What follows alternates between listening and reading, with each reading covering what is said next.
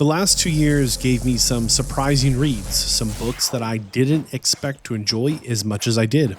I'm Vadd, and here's a few good books that I've been reading. It's worth mentioning right here at the start, there's probably spoilers. Spoilers throughout the whole thing. So many spoilers. All the spoilers. So if you're afraid of spoilers, you've been warned. There's spoilers here. Be afraid. The first big surprise for me is the Sun Eater series. It's a science fiction series. As of the time of recording, there are currently 6 books completed in the series, and the 7th has a release date of later this year. Some of the things I thought were kind of fun from the Sun Eater was our main character right at the start is actually talking a little bit backwards. Like the book starts at what I think is going to be the end, where they kind of like make a big statement very early on of like, this horrible thing happens and I'm responsible for it. Wink. And then we fast forward to like his childhood. I was like, oh, okay. The Sun Eater, it's set so far into the future. Humanity has colonized the stars. We're out there and we are a vast, interstellar empire. And it's very feudal in its makeup. So it doesn't necessarily feel as advanced as it could because there's so many things that you kind of think you would find in a less civilized or less advanced society. And then you find some technology that really changes things. And there's kind of a mystery that unfolds. Each book, we kind of get clues that things aren't always what they seem. And there's other players that are navigating the stars. And there comes a point that really kind of endeared the series to me. And again, I warned you at spoilers at the beginning. There's a alien race that the main character is really trying to be successful together with, whatever that looks like. And they've just been fighting. And our main character in the Sun Eater series is like, hey, why can't we just trade? Right? Like we can just trade. And it turns out that this alien empire, they only have the concept of domination. You're either on top or you're on bottom. That's it. And because of that, they don't really have merchants or markets. The strong take and the weak are taken from, and that's kind of it. So these aliens really struggle with the humans because the humans to them are essentially livestock. They're a domesticated animal. They are something to be eaten and devoured. And there's a huge learning curve of, we have this enemy we don't understand, and why don't we understand them? Well, because even when we try and understand them, they literally don't have a word for equals. They only have master and slave. They don't have a word for merchant. They only have master and slave. They only have, the strong taking from the weak. And like I said, this series starts by kind of saying, hey, this bad thing happens and it's my fault. Let me tell you how we got there. And then, we're almost there, I think. We're 6 books in, there's a 7th coming. So I think we're getting close to like the finale, but it's really been a fun journey having the tale told backwards. And I was not expecting to like that so much. It's not like the most prevalent thing. Like you can be reading, I'll be reading through and not realize that the narrator is in first person or kind of flips back to from the future. I'm like writing these things. It's not like oppressive, but it comes up enough that I remember it. And it definitely changes the way I think about the narrative, because I'll finish one of the books and I don't think the narrator is being disingenuous or inauthentic, but I do think that maybe sometimes they're harder on themselves than they should have been, or maybe they're a little easier on themselves than they should have been. And it's kind of a special thing because I'm not really a big science fiction guy. Like anytime you can solve a problem with like future tech, I'm like, And I get it. Like you could say, well, yeah, but if you can solve a problem with magic, it's the same issue. Well, let's not get off track there. The Sun Eater series was a big surprise for me, and I really enjoyed the journey so far, and I'm hoping it has a strong finish. And I'm looking forward to maybe what the author writes after this. I'm a huge fan of authors that start things and finish them. I really like when it's a completed series. I think there's something special about that you're about to go on this journey that has a beginning, a middle, and an end, as every good story should. Dungeon Crawler Carl is the next book that really surprised me. That's Dungeon Crawler Carl. To date, I believe there are 7 books in the series. I've read all 7 of them, and I was really shocked how much I enjoyed the gamification of this progression fantasy. I think the genre is officially called Lit RPG, which on description I don't find very attractive, but opening up Dungeon Crawler Carl, I enjoyed it. It was fun. It's not done yet. I think there's still a lot going on, but the basic idea is Some aliens left some paperwork with the Egyptians to make sure that Earth was filling out the right paperwork to be a part of the universe the way it should be. And it turns out the Egyptians did not deliver the paperwork back to the aliens in the right way. So the story picks up with Carl on the day the aliens come to harvest the world, because there's some form you've got to file, I guess, that I could harvest it. I'm not exactly sure all the nuance of it, but suffice to say, the Egyptians didn't really do the paperwork. And I don't think it's really their fault. It might have been a little beyond them. But I found Carl immediately just not someone very likable. Right at the start, he's like moping. He's watching his ex-girlfriend's cat. Like, these are things that I just struggle to relate with. He opens up the window for a smoke. The cat jumps out the window. But like in that moment, it happens so quick at the start. I'm like, all right, but what happens to the cat? Right? Like, does it get eaten? Like, what's going on here, you know? And then Carl in his just buffoonery steps outside in his ex-girlfriend's Crocs. And I'm so mad at this guy right at the start. I hate this Carl guy. What do you mean you're wearing someone else's shoes that don't fit? Just put your shoes on. How did you walk there barefoot? I was so mad. He walks outside and the aliens are like, hey, by the way, we're here to harvest your world. Boom. Every building with a roof is knocked flat. And then the aliens are like, hey, just so you know, you've got 1 hour if you're still alive to get in the dungeon or try and survive the surface, but we're going to start harvesting, so good luck. In that moment, you know, he runs into the dungeon and now we have Carl, the dungeon crawler. There's the series, right? And as it unfolds, it just kind of keeps getting bigger. My biggest concern at this point is that Dungeon Crawler Carl will not have a satisfying conclusion. I don't mean the first book, I mean the series. As every book, and we're 7 in, the world just keeps getting bigger, and I don't mind that. That's not a bad thing. My only concern is that it's not going to have a satisfying conclusion, and I want that. Like I said earlier on in this video, a good story has a beginning, a middle, and an end. And a great story has a beginning, a middle, and an end, and it's a good end. And it's an interesting beginning. And the middle makes sense, you know? And I'm really not sure 7 books in, is this just the beginning of Dungeon Crawler Carl? Is he just getting into his journey? You know, maybe in 50 years, I'll relook at this video and go, oh, okay, yeah, that was actually like, there's only 8 books. Or I'll be like, oh, there were like 59 books and they went on quite literally forever. Suffice to say, I've been enjoying it. I think it's a fun book. At the same time, I wanted to have a satisfying ending. I don't know what that looks like. I really don't. I think it could go a lot of directions that would be a good ending.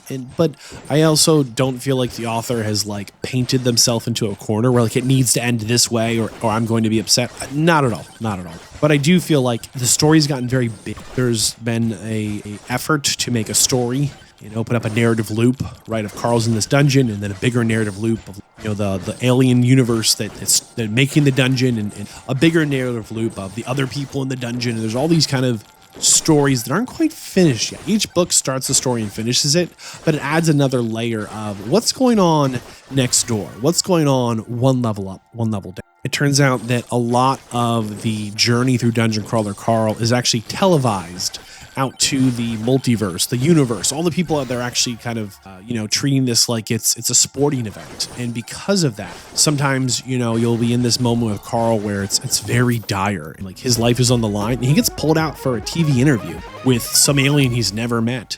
And I don't find it jarring. I think it's an interesting plot device and I like it.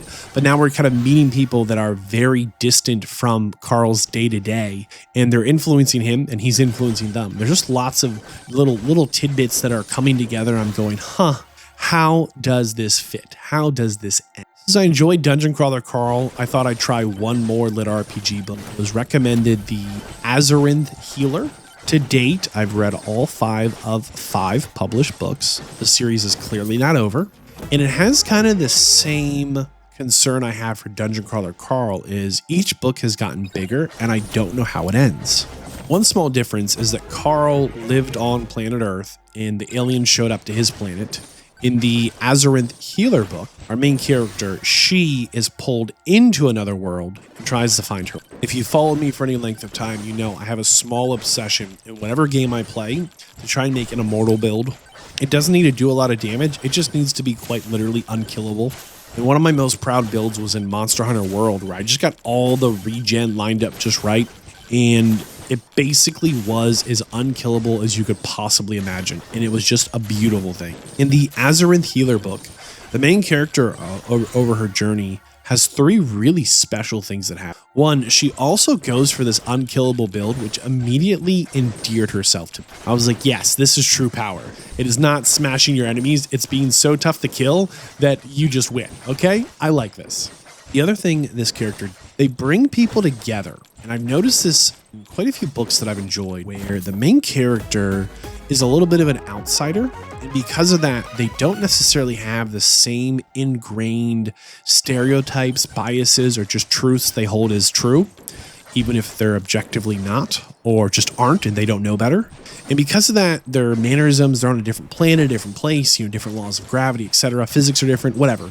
They end up just kind of getting along with lots of different people. In the Azarinth Healer books, there's quite a few times where the main character meets some people that otherwise they wouldn't get along with. But it turns out that they kind of have a little bit more in common than, and this character has a little bit of a hero complex and a little bit of a chip on their shoulder, where if someone knocks them down, they're like, I've got to get up again. Like, because you knocked me down, I will be getting, don't do it again. They knock her down. All right, I will be getting back. You got to stop it. I'll get right back. And there's something just a little bit endearing about having a character that can't help themselves and on some level just doesn't know better. And that was kind of a fun journey to go through. I'm not sure that this is, my most favorite book ever. I don't think this series will ever be there. I don't know where it's really going. There's been quite a few, again, moments where the story has just gotten kind of big. There's a lot of characters, moving parts, factions, and as the character has gotten more power levels, they have quite literally met other higher level encounters that really changes things. I don't know where the story's going. I really don't. But I hope that the character continues to go interesting places and do interesting things and meet interesting people. I don't really read books to pass a quiz or review them. I just want to be entertained, and this was entertaining. I've now fallen into a bit of a lit RPG hole, and I picked up He Who Fights Monsters. I guess technically it's called He Who Fights with Monsters. And I really struggled with this series for quite a while. On one hand, the books felt very fast-paced. Not in a bad way, but definitely in I didn't think it would keep up the pace it did, and it continued to. This is another adventure where the main character is pulled from planet Earth into another place in space.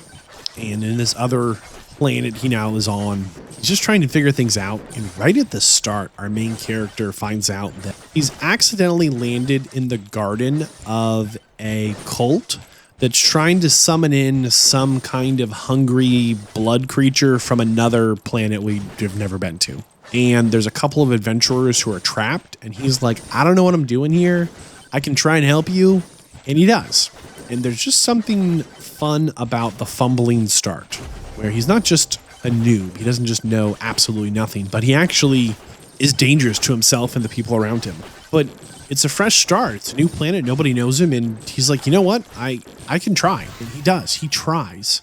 And it's his willingness to try that I think sets this main character up. Early on in this series, there is an event where the main character needs to compete with other youth around his skill level and age. And it's kind of a cool little journey. And at the end of it, he wins this really cool vehicle. This is, again, just the little things that kind of tie me into the worlds. He wins a genie in a bottle, but it's not a genie. It's a cloud, and the cloud can be formed into a structure. So now he has a portable house, or the cloud can be formed into a vehicle that he can now move around in. And I just thought that was so cool. And as the series goes, over time, the cloud item, this cloud flask, this kind of genie in a bottle, gets more power, and it becomes a fancier house or a house on the water. It can start to camouflage himself on his adventures. And I love this little cloud flask, this little cloud in a bottle. I just thought it was so cool. It's such a little thing that just kind of endeared me to the series. Like, what happens to this cloud flask? What happens next with it, right? And the series took a really hard turn that I really struggled at first.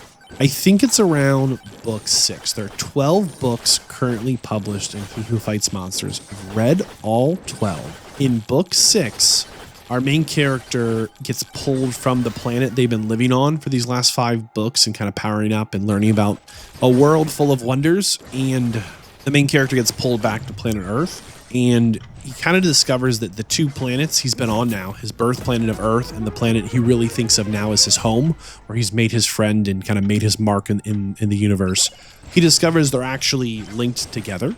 And he also finds out that he might be responsible for making sure that link doesn't have a bad ending, because the planets being linked together might actually be harmful for the planets or people on them. And he kind of needs to fix it. And he has this coming home moment where he comes back and he says, hey, just so you guys know, we're not alone in the universe. Aliens are real. Magic is real. And our world is about to be completely filled up with magical powers, and everyone's going to get them. It's going to create a crazy power vacuum. And as he's coming home and like going through the motions of like, how do I protect my family knowing how dangerous the universe is now? He finds out that some of these powers are already on his planet. And all of a sudden, I'm kind of back in the story, but I really struggled with it first. But I said to myself, you know, the first 5 books didn't suck. I don't love the start of this book where we've been pulled back away from all the adventures, but let's see what adventures there are to be had here. And I think the author nailed it. I think it was actually a really good change up. I think the change of geography really had a strong and positive impact on the narrative direction. And I don't really know what the story would look like without that. As time goes on, we get towards kind of the end of the series.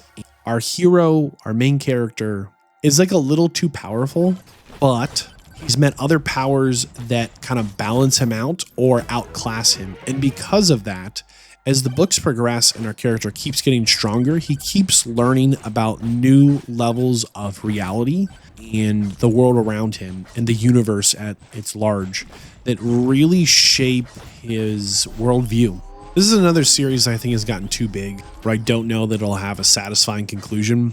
And I don't always find the main character very relatable. A lot of their choices, I just don't think I would have made the same way. And that's okay. I don't need the main character to be my shadow, to nod when I nod and jump when I jump. But I enjoyed it. I thought it was a fun read. I then gave a run at a book series called 1% Lifesteal. This was kind of a fun one as well, but there's only a couple of books out. I think 2 or 3 as of the time of recording. And the gist of it is the character happens upon a magic power that lets them get 1% lifesteal. And at first they're like, well, that's not very good, because they find out that like maybe they can only get the lifesteal if they're fighting an enemy or whatever. But it turns out that about anything they do gives them a 1% lifesteal. But very early on, the character ends up in just kind of a dark situation, and they try and make good choices, but they just kind of have bad choices. And I don't feel like they have a strong group of friends around them through no fault of their own. They just don't. And they kind of get betrayed a couple of times, and someone says, I'll protect you. And then they weren't able to protect them. It's kind of one of those ones where the character kind of keeps having a bad day. And every time I'm reading through, I'm like, this is his moment to shine, right? And he kind of survives, but he's not having a good day at the end, you know? So I read through 1% Lifesteal. It's not my favorite. I definitely struggled a little bit with. Does he have some fun in here? Like, no, he has a little fun, but only at the expense of later pain, you know? And I don't feel like I have a lot of sympathy for the character, but I also don't think like they're a bad person. I don't think they're like not trying their best, but darn, like the deck is stacked against them and they just don't have a lot of tools, and they try their absolute best, and like they just keep getting smacked. And I just don't know. I don't know if I could ever recommend this. Oh no, they just have a bad day like, so often. A head scratcher sometimes. To round out the lit RPG journey, I picked up the Welcome to the Multiverse. And I was really surprised, again, kind of how I started this. I was surprised how much I like these.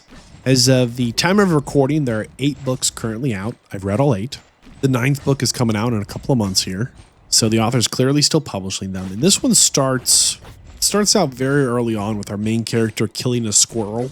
And it turned out the squirrel had been infected with some magic. And Earth this whole time has been running a competition where a big universal power in the universe has said, hey, these next 5 planets are on the chopping block. Each of the 5 planets get 5 leaders, and the 5 leaders are going to compete for points, and whoever's first in points gets inducted, right? They get to join the wider universe around them. They get to join society. The bottom 2 of the 5 planets are going to become harvested. We're just harvesting whatever's there. We're going to devour the resources.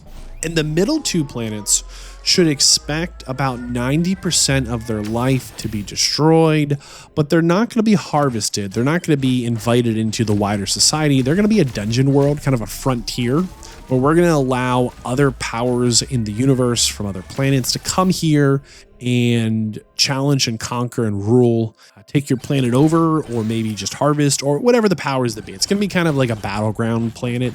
We'll call it a dungeon planet, but it's going to be probably if there's anything valuable here. So very early on, the main character understands like the stakes of, hey, it would be bad to not be in first place. And then we find out like the next page. You turn the page and you find out that the contest has been going on for a few years. We're in like the last year of the contest, and planet Earth is in third place pretty solidly. But of the 5, leaders of the planet, like maybe 2 of them are doing their job. I just barely 2 people are performing, and it's bad. It's a bad situation. And over time, our main character goes from bad situation to bad situation, actually just doing their best. And when they killed that squirrel early on, they got their first power, and it turned out to be an ability that would let them store items away for the winter and kind of pull them out later. And by storing the items, it would kind of upgrade them. So if you had a healing potion that would heal like, 50 HP, you'd store it in there, take it out next week. Now it heals 100, right? It was kind of something I didn't really think much about. But as the series progressed, every once in a while, the main character kind of needed an item to do a thing. And they had an item, but it wasn't quite right. But it had been upgraded kind of in their backpack, their inventory, right? And because of that ability, it's kind of a clever thing to write in, because it came up a couple of times, not in like a big clutch way, but just to kind of move the plot along, where the character's like, well, to do this thing, I need 4 rocks, and I only have like 4 rocks, or I have 8 rocks, but they're like not the right type of rock. And then like he goes in his backpack and he's like, oh, they've been upgraded. They are the right type. It just kept the plot moving. It was very subtle, but something that stood out to me as kind of a clever device. Over time, our main character discovers they really thrive in the challenging environment that they now live in. And it's as much a surprise to them as maybe the people around the main character. And they really struggle. We spend a lot of time with the character going, I have all this power, and I'm responsible for all life on planet Earth, and I'm not enough. And that comes up quite a few times. Some other fun little things that I thought were neat in this one is quite a few times the character goes and ends up in a place where time doesn't move at the same speed. So they're like, I need to get training in, but I'm so busy trying to get these points to save my planet. And then they kind of fall through into a location where time is slowed down. Every 1 second in the real world or the world outside is like a year. Is like 6 months. It's like some crazy time dilation. There's been a couple of like training montage moments where they're like, I really need to get better at X skill. And they've ended up in some kind of time dilation that lets them do that. And as things go on, this main character eventually just continues to get more responsibility. And every time I'm reading the book, I'm going, he's in charge of enough stuff. He ends up with like more things. He just is responsible. The burden of it is a lot. I don't know where the series is going to end. I've said this a few times, but I think it's a problem with this genre of books, lit RPG. I think they get too big. And I just worried that they're not going to have satisfying conclusions. Again, a good story has a beginning, a middle, and an end. And this story has that beginning. I don't know quite where in the middle or towards the end we are. But every book, the world has gotten a little bigger. And I'm really hoping that the ending is satisfying. And I think 9 books in, I think this book should become a little more mature, where we've talked about the main character needs to kill 100 goblins. Okay. And then he's like, hey, you got to kill 1,000 werewolves. Okay. And they kind of just is one sentence, right? But then later on, you see the character kind of struggling. Like, I just killed 100 other sentient beings. I know they are invading my planet, but like, I don't feel great about this. And I think there's other topics that come up where I really want the character and the writing to lean less toward a younger audience and more toward a mature audience. Because I think there's some topics that have some really compelling parts to it. As a small example, we're at the point kind of here, 8, 9 books in, that the main character has done his best to save his planet as much as possible. And it turns out when you do that, you are labeled kind of like the ruler of your planet. And that actually makes you someone that other species in the universe are very interested in marrying their families to yours. And this is something that has gone on throughout human history on planet Earth for, all of recorded human history. It is not an uncommon thing to see two powerful families say, hey, we need to unify our forces. And a great way to do that is to become family. We know how much we love family. And so we'll marry these two kids together. And that's a very strong dynamic that's coming in on these later books here at books 8. And because of the time dilation, our main character, I think on paper is like 23, 25, 28, closer to 30. But if someone did the math, I'd be really curious. How close are they to 50? How close are they to 40? They've spent a lot of time with other people training, adventuring in places where time moves differently. I think they're a lot older than their writing sometimes reflects them as. And because of that, I'm worried that not worried, but I'm hoping the series starts to lean a little more mature, especially as some of these more adult topics come up of, hey, you're responsible for this whole planet. This other planet's coming to invade, and you're probably going to have to kill a lot of people because you're the only one that can. And by the way, you need to figure out these marriage proposals. There's some very interesting things going on with this series that I'm hoping get handled with a little more maturity than some of the earlier or some of the other series handle those issues that I mentioned in this video. No, these aren't all the books I've read. No, I'm not necessarily recommending these books. I think they're good, but again, I'm not reading to review them. I'm not reading to pass a quiz or a test later. I'm just looking to be entertained for some period of time. He's got the job done.